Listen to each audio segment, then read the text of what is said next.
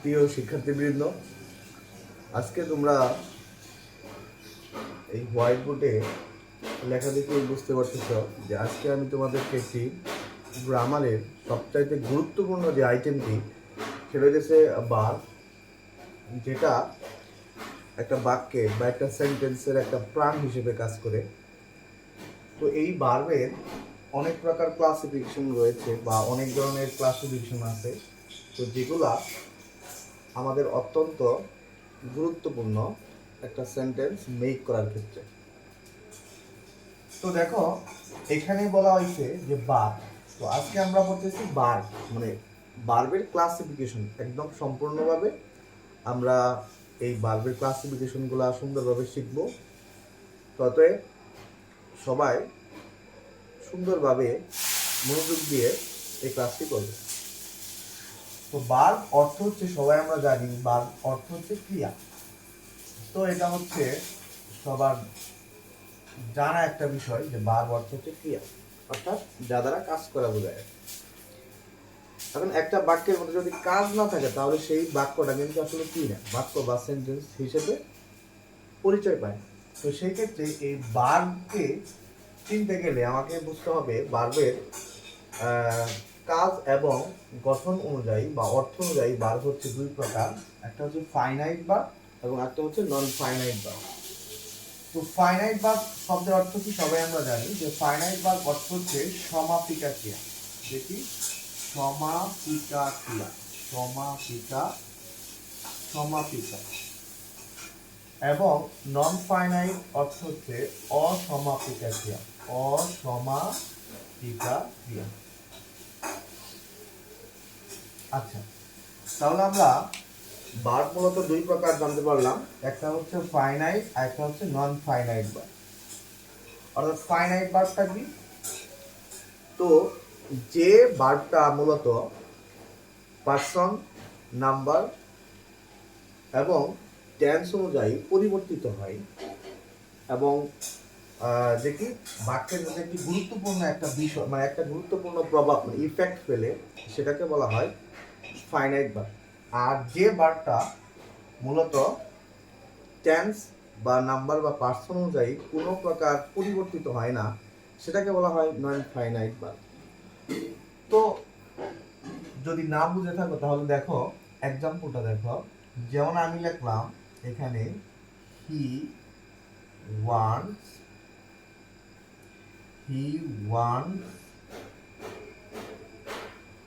Two by এ কার। তো দেখো এখানে একটা বাক্যের মধ্যে দুইটা ভার্ব আছে। তো দুই ধরনের ভার্ব আছে, একটা আছে এখানে আছে একটা আমার ওয়ান এবং আরেকটা আছে টু বাই। তো দেখো দুইটি ভার্ব, কিন্তু এদের কাজ হচ্ছে দুই ধরনের। যেমন ওয়ান্স, এখানে যে ভার্বটা ইউজ করছি আমি এখানে, তো এই ওয়ান্টের সঙ্গে যে এস আছে, এই এসটা কেন হলো? কারণ যেহেতু এখানে subject third person singular number, তো এটা কি করছে, টেন্স অনুযায়ী তোমার বসানো হয়েছে। তো এই ভার্বটা এই পার্সনের উপর ভিত্তি করে এখানে পরিবর্তিত হয়েছে। তো এর জন্য এই ভার্বটাকে বলা হবে ফাইনাইট ভার্ব।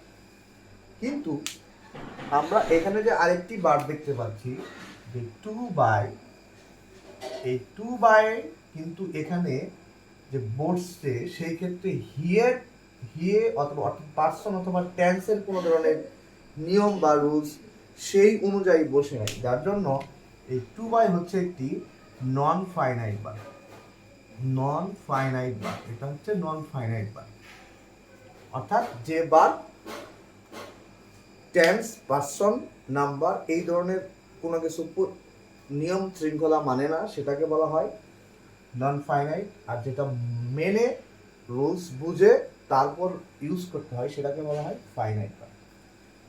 তো আশা করি সবাই বুঝতে পারছো ফাইনাইট ভার্ব এবং নন ফাইনাইট ভার্বের মধ্যে যে রিয়েল যে ডিফারেন্সটা সেটা অবশ্যই বুঝতে পেরেছো। এখন আমরা আসবো পরবর্তী যে ভার্ব আছে। ফাইনাইট ভার্ব আবার দুই প্রকার, একটা হচ্ছে প্রিন্সিপাল আর একটা হচ্ছে অক্সিলারি ভার্ব। তো প্রিন্সিপাল ভার্ব এটা পরে আসি, আগে আসি অক্সিলারি ভার্ব নিয়ে। অক্সিলারি ভার্ব আবার হচ্ছে দুই প্রকার, প্রাইমারি এবং মোরাল ভার্ব। তো দেখো প্রাইমারি ভার্ব কাকে বলে এবং মোরাল ভার্বটা কাকে বলে। তো প্রাইমারি ভার্বটা হচ্ছে তোমার যেখানে যেমন অক্সিলারি ভার্ব আমরা জানি যে সাহায্য করে, অর্থাৎ সাহায্য করে, অর্থাৎ ভার্বকে কি করে, একটা মূল ভার্বকে কি করে, অর্থাৎ সাহায্য করে। সেই ক্ষেত্রে এই প্রাইমারি ভার্ব আমরা যেমন পড়ছি, যেমন জানি আমি, যার, was, were, have, has, said, can, দেখি এগুলার নাম হচ্ছে প্রাইমারি ভার্ব। অর্থাৎ বিবার, দুবার এবং আমার যে আছে হ্যাভ ভার্ব, এগুলাকে বলা হয় প্রাইমারি ভার্ব। এবং মোরাল অক্সিলারি ভার্ব বলা হয় can, could, shall, should, will, would, ought to, going to, need, must, dare, এগুলাকে বলা হয় মোরাল অক্সিলারি ভার্ব। আচ্ছা, আমি এখানে প্রিন্সিপাল ক্লজের কথা পরে আসি। এখন আগে যাব আমি যে এই নন ফাইনাইট ভার্ব আমরা কেমনে বুঝবো। তো দেখো নন ফাইনাইট ভার্ব হচ্ছে টোটালি তিন ধরনের দেখতে পাচ্ছি আমি এই জায়গায়, ইনফাইনাইট, এর থেকে ইনফিনিটিভ, জিরান্ড এন্ড পার্টিসিপল। এখন ইনফিনিটিভের যে রূপ, এই রূপটা কেমন, যেখানে যখন আমি দেখবো কোনো একটা ভার্বের বাক্যের মধ্যে বা সেন্টেন্সের মধ্যে যে টু প্লাস ভার্ব ওয়ান আছে আমার, যেমন এই জায়গায় ছিল টু বাই, অর্থাৎ কোনো একটা ভার্বের আগে যদি টু থাকে তাহলে বুঝবো আমরা সেই ভার্বের নাম হচ্ছে নন ফাইনাইটের ইনফিনিটিভ ভার্ব। যেমন আমি এখানে বলতে পারি হি ওয়েন টু মার্কেট, সে বাজারে গিয়েছিল, টু বাই এ ফিশ। তো এখানে দেখতে পাচ্ছি এই যে টু প্লাস ভার্ব ওয়ান আছে, এই টু প্লাস ভার্ব ওয়ানের নাম হচ্ছে ইনফিনিটিভ বা ইনফিনিটিভ ভার্ব। এবং তার পরবর্তী দেখতে পাচ্ছি আমরা জিরান্ড আছে আর কি। তো জিরানের রূপ হচ্ছে ভার্ব প্লাস কি আইএনজি, যেটা একটা নাউন হিসেবে কাজ করে, অর্থাৎ এটা বাক্যের নাউন হিসেবে কাজ করে এবং বিষয়ের নামকে উল্লেখ করে, একটা বিষয়কে বোঝায়, বিষয়ের নামকে উল্লেখ করে মূলত। আচ্ছা, এখন যদি আমরা জিরানের যদি আমরা একটা জিরানের উদাহরণে যাই, তাহলে সেই ক্ষেত্রে দেখতে পাচ্ছি, যেমন আমি বললাম reading book is a good habit। অর্থাৎ এখানে এই যে রিডিং দা যে ভার্বটা আমরা ইউজ করছি, এর সাথে যে আইএনজি যুক্ত করা আছে, এই শব্দটার নাম হচ্ছে একটা জিরান। কারণ এখানে বই পড়াকে বোঝানো হয়েছে, একটা বিষয়কে মানে একটা কাজকে বোঝানো হয়েছে, অর্থাৎ রিডিং বুক, বই পড়াকে বোঝানো হয়েছে। তো যাই হোক, তাহলে আমরা নন ফাইনাইট ভার্বের বুঝলাম ইনফিনিটিভ থাকবে টু প্লাস ভার্ব ওয়ান এর আসল রূপ, এবং এর আসল রূপ হচ্ছে ভার্ব প্লাস আইএনজি যুক্ত। এবং পার্টিসিপল আবার হচ্ছে যেটার কাজ হচ্ছে অ্যাডজেক্টিভ হিসেবে কাজ করা, অর্থাৎ স্থির থাকবে না, এটা স্থির হিসেবে থাকে না, এটা অস্থির মানে গতিশীল বোঝাবে, আর এটা হচ্ছে স্থির থাকে। এখন এই পার্টিসিপলের যে এক্সাম্পলটা যদি আমি দিতে যাই, যেমন আমি বললাম a rolling stone gathers no moss। তাহলে এখানে দেখতে পাচ্ছি আমরা যে রোলিং যে শব্দটা, যেটা নাউনের পূর্বে বসেছে, এটা কি এই নাউনকে মডিফাই করতেছে, অর্থাৎ এই শব্দটাকে মডিফাই করতেছে। তো এই রোলিং নামক যে ভার্ব প্লাস আইএনজি আছে, এই রোলিং নামক শব্দটার নাম হচ্ছে আমার পার্টিসিপল। তো তারপর দেখো আমরা পরবর্তী যে ভার্বটা আছে সেই ভার্বের দিকে যাবো আর কি। যে পরবর্তী ভার্ব আছে আমার, যেমন এই পার্টিসিপল আবার হচ্ছে তিন প্রকার। তো যাই হোক, তো পার্টিসিপল যে তিন প্রকার, এটার মূল রূপ কি, এটাও হচ্ছে বার প্লাস আইএনজি, প্রেজেন্ট পার্টিসিপল যেটা এটাও হচ্ছে বার প্লাস আইএনজি। অর্থাৎ আমরা দেখতে পাচ্ছি জিরান এবং পার্টিসিপলের রূপ একই, মানে প্রেজেন্ট পার্টিসিপল। এবং পাস্ট পার্টিসিপল মানে হচ্ছে দেখি ভার্ব থ্রি হিসেবে যে কাজ করে সেটাকে বলা হয় পাস্ট পার্টিসিপল। যেমন আমরা অনেক সময় ইউজ করি যে he has done the work, done the work. এখানে যে ভার্বটা থ্রির ফর্মটা, মানে এই যে ডু দি ডান, এই ডানটা যে ইউজ করা হয়েছে এখানে, এই ডানটা হচ্ছে মূলত একটা যে কি পার্টিসিপল। তাহলে এটাও হচ্ছে একটা যে কি পাস্ট পার্টিসিপলের একটা উদাহরণ। তো যাই হোক, এখন আমরা করব পারফেক্ট পার্টিসিপল কোনটা গেল। এটার রূপ হচ্ছে যখন আমরা দেখব যে হ্যাভিং এর পর কি আছে, হ্যাভিং এর পর কি আছে, ভার্ব থ্রি আছে, তখন আমরা বুঝবো যে এই হ্যাভিং এর পরে যে ভার্ব থ্রি থাকা এই ভার্বটার নাম হচ্ছে পারফেক্ট পার্টিসিপল। তো এখানে আমি আবার যদি বলি, তো নন ফাইনাইট ভার্ব দুই প্রকার, যে কি তিন ধরনের আছে, ইনফিনিটিভ, জিরান, পার্টিসিপল। ইনফিনিটিভ রূপ হচ্ছে টু প্লাস বার ওয়ান। যখন কোনো বাক্যের মধ্যে আমরা দেখবো টু প্লাস বার ওয়ান আছে তখন বুঝবো আমরা এটার নাম হচ্ছে ইনফিনিটিভ। এবং যখন দেখবো বার প্লাস আইএনজি যুক্ত শব্দ আছে সেটাকে বলবো জিরান। আবার যখন পার্টিসিপল আবার এখানে আবার প্রকারভেদ আছে, তিন ধরনের, present participle, past participle, perfect participle. এদের রূপ হচ্ছে এটাও বার প্লাস আইএনজি, আবার এটা হচ্ছে বার থ্রি থাকবে। বার থ্রি মানে ভার্বের পাস্ট পার্টিসিপল যে ফর্মটা সেটাকে বলা হয় আমার দেখি পাস্ট পার্টিসিপল, অর্থাৎ নন ফাইন ভার্বের এটাও হচ্ছে একটা যে কি পার্টিসিপল, মানে পাস্ট পাস্ট পার্টিসিপল ফর্ম আর কি। তো এটা হচ্ছে পারফেক্ট পার্টিসিপল, অর্থাৎ যখন আমার হ্যাভিং এর পরে বার থ্রি দেখবো আমরা যখন, তখন বুঝবো আমরা এটার নাম হচ্ছে পারফেক্ট পার্টিসিপল। তো এখানে সর্বশেষ পর্যায়ে আমরা চলে এসেছি। দেখো প্রিন্সিপাল ভার্ব হচ্ছে আবার তিন ধরনের, ট্রানজিটিভ, ইনট্রানজিটিভ। তো ট্রানজিটিভ ভার্বটা এবং ইনট্রানজিটিভ ভার্বটা মূলত বেশি পরিচিত। যেমন সকর্ম এবং ইনট্রানজিটিভ অর্থ হচ্ছে যে কি আমার অকর্মক্রিয়া, সকর্ম এবং অকর্মক্রিয়া। এখন এই সকর্ম এবং অকর্মক্রিয়ার মধ্যে পার্থক্য আছে। এবং সকর্ম এবং অকর্ম মানে কি, অর্থাৎ যার কর্ম আছে সেটাকে বলবো আমরা ট্রানজিটিভ ভার্ব, আর যার কর্ম নাই মানে অবজেক্ট নাই তাকে বলবো আমরা ইনট্রানজিটিভ। এখন ট্রানজিটিভ ভার্ব যেমন আমি বললাম, যে ট্রানজিটিভ ভার্ব যেমন আমি বললাম হি রাইটস এ স্টোরি। তো দেখো ট্রানজিটিভ ভার্ব চেনার একটা সহজ বিষয় হয়েছে, এই ভার্বকে কি তুমি কি করতে পারো, কি বা কাকে দ্বারা প্রশ্ন করতে পারো। প্রশ্ন করার পর যদি তুমি কোনো একটা কর্ম বা অবজেক্ট খুঁজে পাও তাহলে 100% কনফার্ম হবা যে সেই ভার্বটার নাম হচ্ছে ট্রানজিটিভ ভার্ব।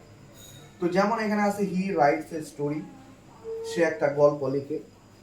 আমি কি দিয়ে প্রশ্ন করলাম, ভার্বকে কি লেখে, গল্প লেখে, একটা গল্প লেখে। যে গল্প অ্যান্সার হিসেবে আসতেছে আমার এখানে একটা অবজেক্ট আসতেছে, সেটাকে বলা হয় আমার এই যে ভার্বটা ইউজ করা হয়েছে এখানে, এই ভার্বটার নাম হচ্ছে তখন ট্রানজিটিভ ভার্ব। কিন্তু এখন যদি আমি এই জায়গায় একটা ভার্ব লিখি, যেমন আমি ভার্ব লিখলাম তোমার ধরো এখানে স্টোরি বাদ দিয়ে আমি লিখলাম he writes well, he writes well. এই ক্ষেত্রে দেখো কি বা কাকে দিয়ে প্রশ্ন করলে আমার কোনো ধরনের অ্যান্সার আসতেছে না। যেমন সে কি লেখে, কিছু, অর্থাৎ কিচ্ছু পাওয়া যাচ্ছে না, অর্থাৎ কোনো ধরনের আমার কর্ম খুঁজে পাওয়া যাচ্ছে না, অবজেক্ট খুঁজে পাওয়া যাচ্ছে না। সুতরাং আমি এই ভার্বকে বলবো আমি যেটি ইনট্রানজিটিভ ভার্ব, অর্থাৎ অকর্মক্রিয়া। তো এই হচ্ছে আমার যেটি ট্রানজিটিভ এবং ইনট্রানজিটিভ ভার্বের মধ্যে তফাৎ, কারণ এই দুটা বেশি সমাদৃত এবং সবাই চেনো আর কি। এখন এই ট্রানজিটিভ ভার্ব হচ্ছে আবার দেখো বিভিন্ন ধরনের আছে, ফ্যাক্টেটিভ, কগনেট, রিফ্লেক্সিভ, পজিটিভ, ঠিক আছে, আর কি গ্রুপ ভার্ব। এখানে পজিটিভ ভার্বটা বেশি প্রচলিত। যেমন এই পজিটিভ ভার্ব অর্থ হচ্ছে প্রযোজক ক্রিয়া, প্রযোজক ক্রিয়া। আর প্রযোজক ক্রিয়া কাকে বলে? যখন কোনো একটা কাজ নিজে না করে অন্যের মাধ্যমে মানে অন্যের মাধ্যমে করানো হয়, সেটাকে বলা হয় আমার যে কি প্রযোজক ক্রিয়া। তো যেমন যদি আমরা এটার উদাহরণ দিতে যাই, যেমন আমি লিখলাম I made him do the work.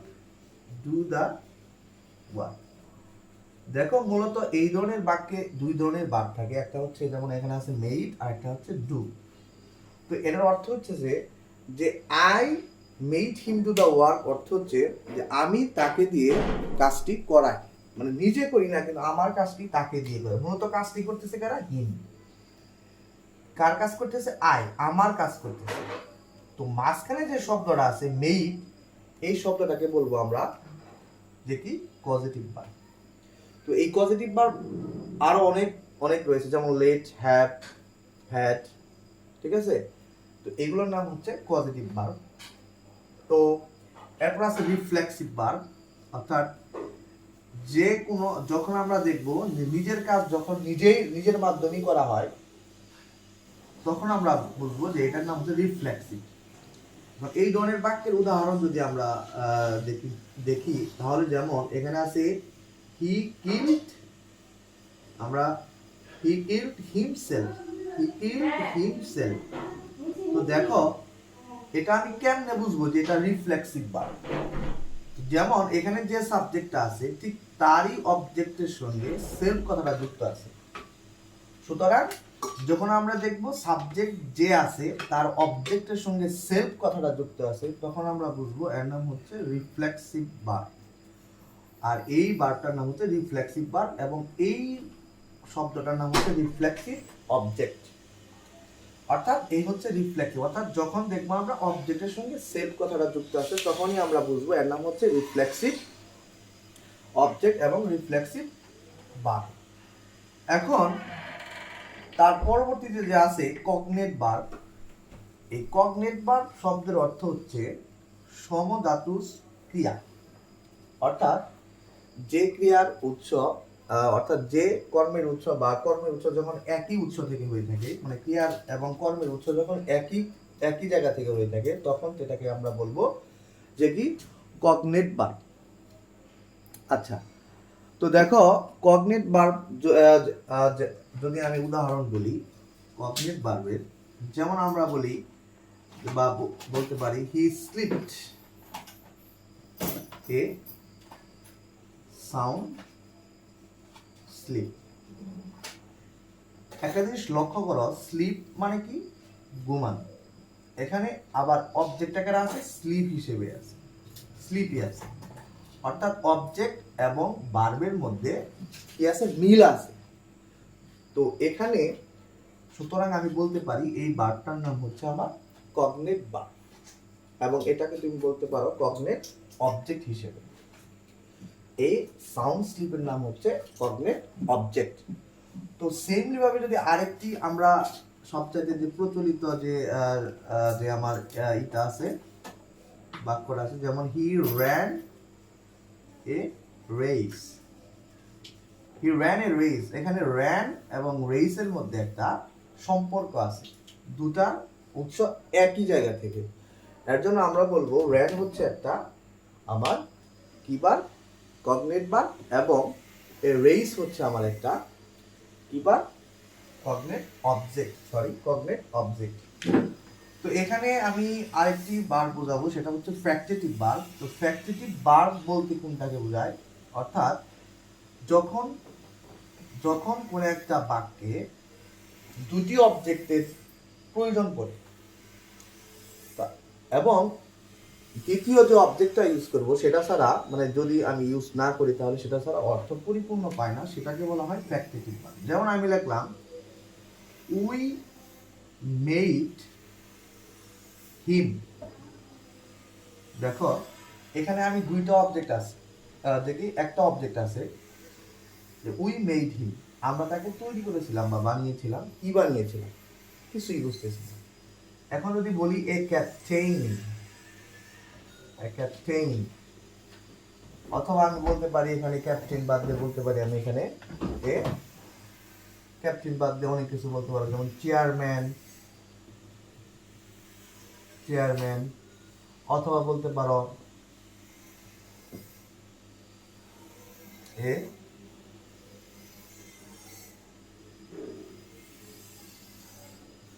Captain. যেটাই বলো সেই ক্ষেত্রে দেখতেছো যে উই মেড হিম, এটুকের কোনো অর্থ দিচ্ছে না যতক্ষণ পর্যন্ত আমি এ চেয়ারম্যান এবং এ ক্যাপ্টেন না ইউজ করতেছি। তো সেই ক্ষেত্রে এই মেইডের নাম হচ্ছে আমার ফ্যাক্টেটিভ ভার্ব, এবং এই এ চেয়ারম্যানের নাম হচ্ছে আমার দেখি ফ্যাক্টেটিভ অবজেক্ট। তো এই হচ্ছে তোমার প্রেজেন্টিভ ভার্বের একটি বা ক্লাসিফিকেশন বা বর্ণনা। তো আশা করি সবাই বুঝতে পারছো। এবং এই ধরনের ভার্ব তোমার কম্পিটিটিভ এক্সামিনেশনে বিভিন্ন পরীক্ষায় এই ধরনের ভার্ব থেকে কোশ্চেন হয়ে থাকে।